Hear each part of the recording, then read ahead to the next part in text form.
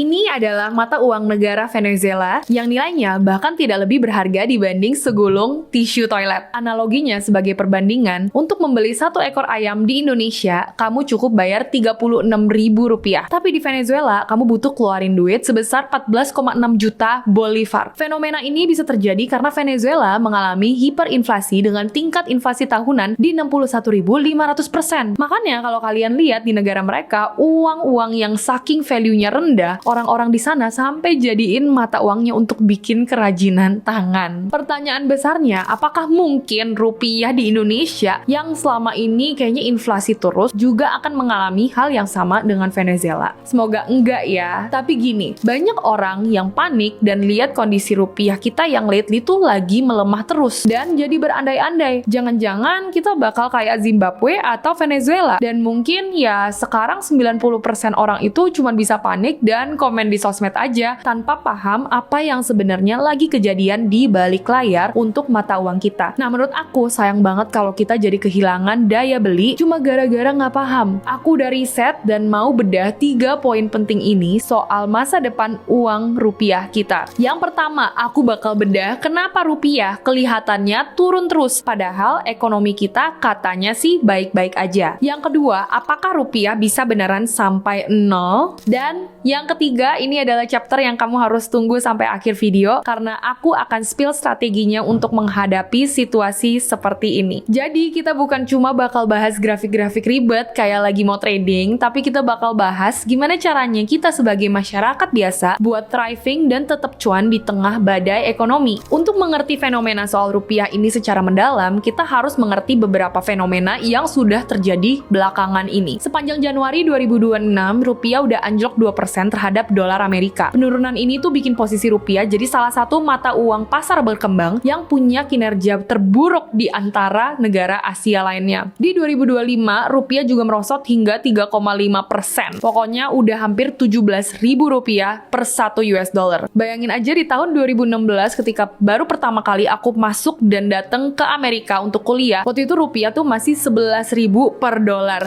Dan sekarang kenaikannya tuh ekstrim banget hingga 17.000 per dolar. Jadi udah jauh banget ya bedanya. Apa yang tadinya mungkin harganya itu rendah banget, sekarang udah terlihat sangat-sangat mahal. Dan ini bukan terjadi atau bakal ngefek ke personal aja, tapi bayangin semua bisnis yang memang harus pakai US dollar yang terpengaruhi. Nah, kenapa ini bisa terjadi? Salah satu alasannya kalau kita lihat lebih dalam lagi, bahwa rupiah itu tuh sangat sensitif terhadap sentimen market global. Tapi ya faktor domestik di negeri kita juga ada andilnya. Gak cuman sentimen global, tapi kondisi ekonomi kita yang gak stabil juga pengaruh ke banyaknya investor luar yang cabut dan berujung tidak punya trust dan gak invest ke mata uang kita. Investor luar negeri keluar dan jadinya mata uang kita tuh gak dipakai. Faktor yang kedua, ini ada alasannya juga, sedikit dinasti juga, karena faktor pencalonan keponakan Prabowo, Thomas Djiwandono, sebagai Deputi Gubernur Bank Indonesia. Hal ini bikin khawatir investor asing juga dan domestik terkait potensi menurunnya independensi dari bank sentral. Nah, yang terakhir yaitu bulan Ramadan. Prediksinya menurut beberapa ekonom adalah karena meningkatnya permintaan dolar untuk impor menjelang bulan Ramadan yang akan dimulai pada week ketiga Februari 2026.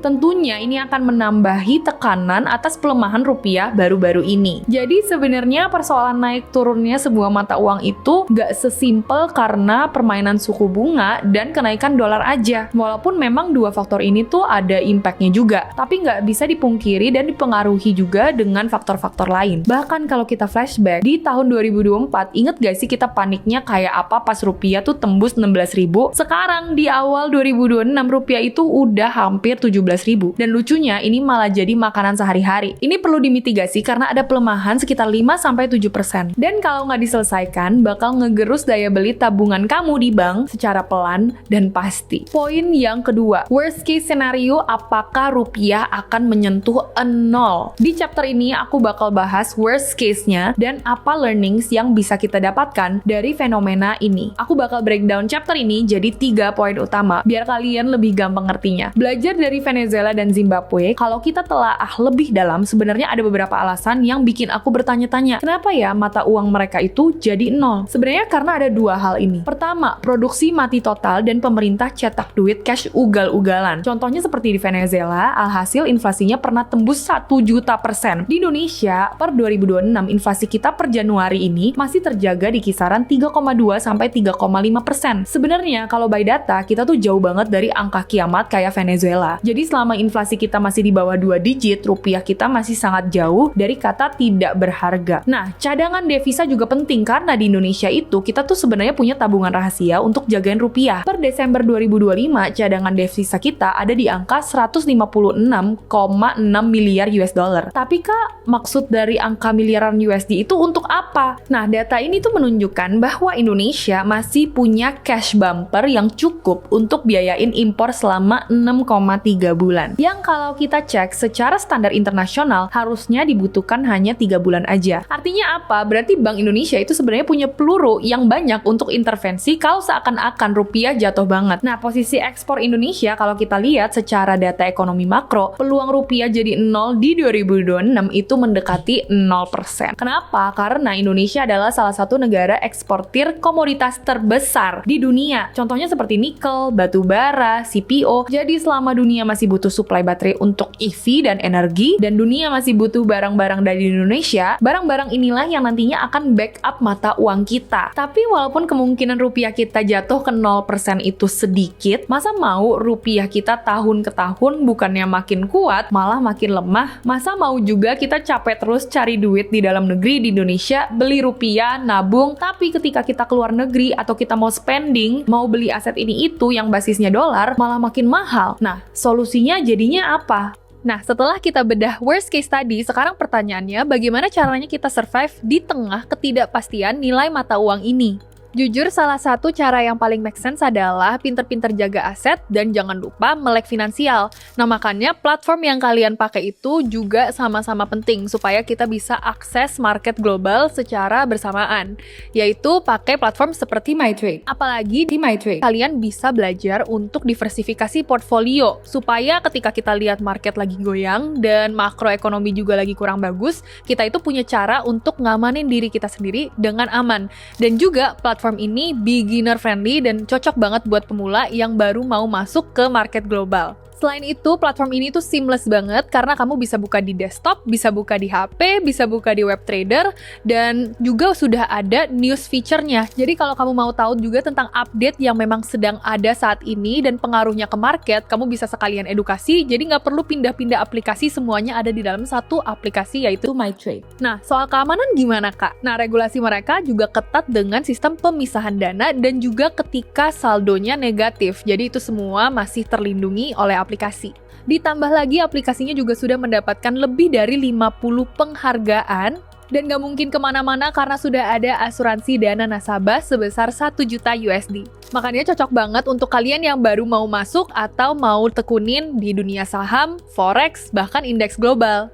Oke, sekarang kita tinggal lanjut ke strategi besarnya di chapter 3. Di chapter ini aku bakal bahas gimana cara rupiah bisa menguat dan cara kita bisa ngamanin aset. Rupiah itu nggak akan selamanya kalah kalau negara kita persiapin 3 senjata ini untuk thriving di tengah kondisi mata uang kita yang lagi melemah. Pertama, negara kita tuh harus ngerti tentang LCS atau Local Currency Settlement. Inti dari strategi ini sebenarnya cukup simpel, adalah dengan kita mengurangi ketergantungan mata uang kita dengan dolar. Memang bener sih ada pro dan kontranya, tapi kalau aku breakdown secara detail, kira-kira tuh seperti ini. Karena kondisi sekarang di Indonesia itu makin masif dagang sama Cina, Jepang, dan ASEAN, maka mereka itu biasanya menggunakan mata uang lokal masing-masing. Dan datanya per tahun lalu, transaksi LCS kita naik 25% year on year. Artinya Indonesia pelan-pelan sudah mulai lepas ketergantungan dengan dolar. Karena kita nggak perlu lagi capek-capek nyari dolar untuk dagang sama negara tetangga. Logika simpelnya gini, semakin kita nggak butuh dolar untuk dagang, semakin lemah juga kekuatan dolar terhadap rupiah. Kedua, hilirisasi dan nikel. Kita punya cadangan nikel terbesar di dunia. Selama ini, dunia tuh butuh baterai dan mereka harus setor devisa ke kita. Aku ngerti kok banyak orang yang ngomongin dan menyuarakan soal hilirisasi dan bahkan pemerintah kita pun juga ngomongin soal itu. Tapi artinya tuh apa sih? Supaya kalian lebih ngerti, aku ada analogi juga. Dulu, kalau kita jual bahan mentah, pemerintah, kita tuh kayak tukang kayu yang cuma jual batang pohonnya ke luar negeri. Harganya murah,